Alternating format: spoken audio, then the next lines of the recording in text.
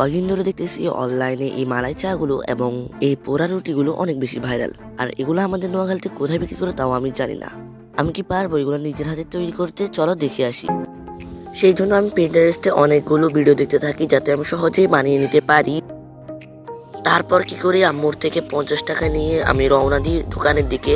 দোকানে গিয়ে আমি আমার কিছু জিনিসপত্র এবং বনগুলো নিয়ে হাঁটা দিই। আর এই জাল চিপসগুলো আমার থেকে অনেক বেশি ভালো লাগে। আর আমি প্রকৃতি দেখতে দেখতে বাসার দিকে রওনা দিই। এ ফাঁকে তোমরা আমার ইউটিউব চ্যানেলটা সাবস্ক্রাইব করে দাও। তো সবার প্রথমে আমি দুধগুলোকে নিয়ে নিয়েছি।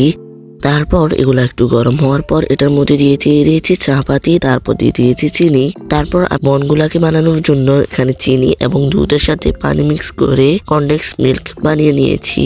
তারপর বনের উপর লেয়ার দিয়ে দিয়ে কনডেন্স মিল্ক যেটা বানিয়েছি ওটাকে আটকে নিয়েছি এবং ভিতরেও একটু কনডেন্স মিল্কের যে ক্যারামেলের মতো ওটা ভিতরে দিয়ে দিয়েছি। তারপর এটাকে আমি গ্যাসের চুলার মধ্যে গরম করি। গরম করার পর এটার উপর একটি সুন্দর লেয়ার বসে। তারপর চা গুলোকে ঢেলে নিয়েছি। আর এটা হচ্ছে আমার ফাইনাল লুক খাবারের। খেতে কিন্তু একেবারে মাশআল্লাহ অনেক বেশি টেস্ট হয়েছে। আপনারা চাইলে বাসায় ট্রাই করতে পারেন। আর এরকম সুন্দর সুন্দর ব্লগ ভিডিও পেতে আমার চ্যানেলটিকে এখনই সাবস্ক্রাইব করুন।